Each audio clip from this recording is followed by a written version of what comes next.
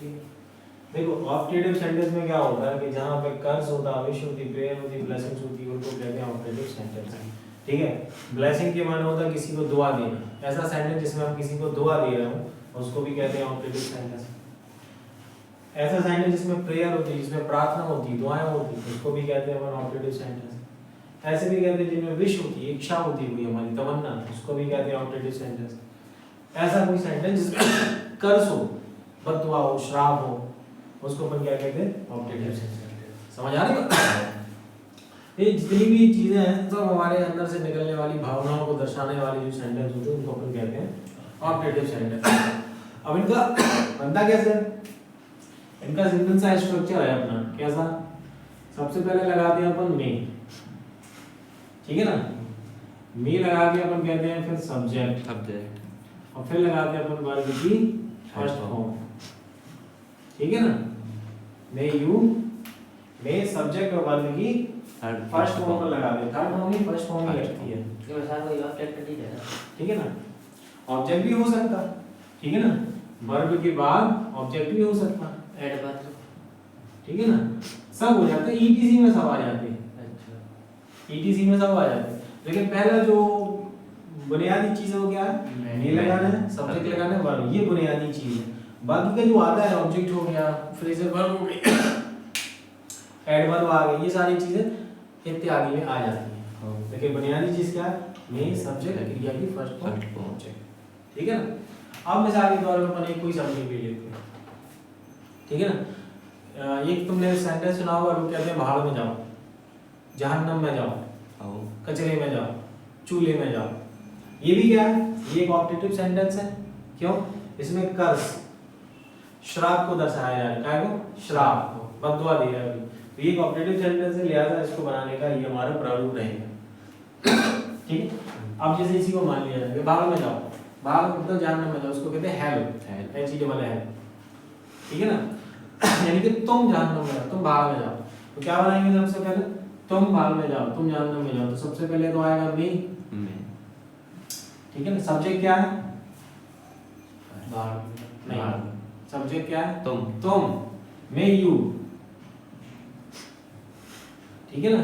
May you, क्रिया क्या है? गो, है ना। और टू लगा के हेल्प, और ये हमने लगा दिया फुल स्टॉप, यहाँ पे एक्सक्लेमेशन मार्क लगा देंगे। मे यू गो टू, मे का मतलब क्या रहता है? मे का मतलब ये यही चीज को दर्शाता है। मे के ये ऑप्टेटिव सेंटेंस, जब भी अपन क्या कहते हैं मे ऑप्टेटिव, यानी कि जब भी अपन अंदर से निकली हुई भावनाओं को बोलते हैं तो ये मे लगा दी, एक उसका इंडिकेशन है। क्या? ऐसे सेंटेंस जो अंदर के भावों को बताता है उसको अपन मे से स्टार्ट करते हैं। May you go to, may you go to help, ठीक है ना। अब दूसरी चीज ये आप देखोगे कि ज्यादातर लोग मे भी नहीं बोलते, ठीक है ना। मे भी नहीं बोलते, ठीक है ना, ठीक है ना। ज्यादातर होता है, बल्कि कुछ सेंटेंस ऐसे होते हैं जिनमें मे लगता है लेकिन उनमें मे का इस्तेमाल वो नहीं करते हैं, ठीक है ना। जैसे कि, ठीक है, समझ में आएगा क्या? अभी तो मैंने लगाना एक सेंटेंस तो अपना ये हो गया। दूसरा एक और ले लेते हैं, जैसे एक लंबी आयु की उम्र होती है कि तुम्हारी उम्र लंबी हो, यानी तुम लंबे जियो, तुम सब्जेक्ट, जियो यानी कि लिव, लॉन्ग यानी कि लंबी, तुम लंबे जियो, ठीक है ना। तो कैसे बनेगा? ये भी सबसे पहले लगाएंगे मी, ठीक है, और सब्जेक्ट क्या है? तुम लंबे जियो, तुम्हारी उम्र लंबी हो, क्या होगा? तुम। देखो जब यार तुम लंबे जियो समझ में नहीं आया तो इसको नॉर्मल बना लिया करो, तुम्हारी उम्र लंबी हो। अब इसमें समझ में नहीं आ रहा कि सब्जेक्ट तुम्हारी वगैरह क्या है, वो तस्वीर कर दिए ना सीधे, तो इसको अच्छे से बना लिया, तुम जियो लंबी, मतलब अपन ने बना लिया। अब इसको अपन स्ट्रक्चर के हिसाब से लिख सकते हैं, यानी कभी कभी शब्द ऐसे होते हैं इसमें कंफ्यूजन हो जाता है, क्या इसमें तुम्हारी लिखा है, तुम्हारी लिखना, तुम लिखना, क्या लिखना। तो हमने क्या लगा? तुम्हारी उम्र लंबी हो, पहले हमने सरल भाषा में लिखा कि तुम लंबी जियो, मतलब यही है इसका। फिर अपन मे, और सब्जेक्ट क्या है? सब्जेक्ट क्या है? यू, मे यू, और क्रिया क्या है? लंबे, live, long, long, may you live long, may you live long, यानी कि मेरी इच्छा है, मेरी दुआ है कि यू लिव लॉन्ग, तुम लंबे जियो। सेंटेंस को बताता है कि ये कर्स है, ये विश है, ये प्रेयर है या फिर ब्लेसिंग है, बस आपने मे लगाना है।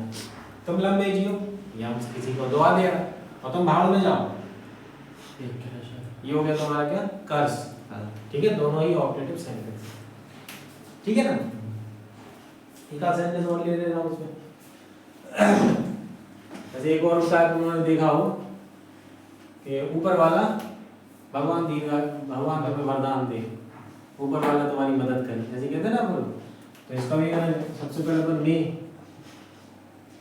सब्जेक्ट क्या है इसमें, मैं सब्जेक्ट मे तो लगता ही है, सब्जेक्ट क्या है, गॉड गॉड है ना, ऊपर वाला तो हमने यहाँ पे गॉड लिख दिया, ठीक है ना। मे गॉड तुम्हारी मदद करे, मे गॉड हेल्प यू, क्रिया क्या है, हेल्प, मैं God help, may God help you, may God help you, ये हो गया, समझ आ गई।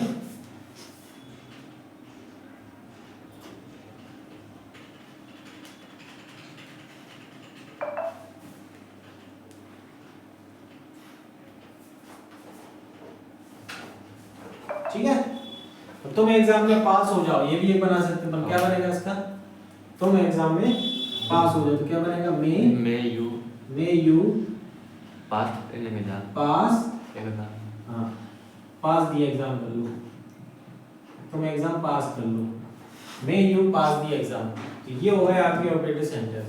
क्या करना है, सिंपली मे लगाना है, सब्जेक्ट और फिर क्रिया।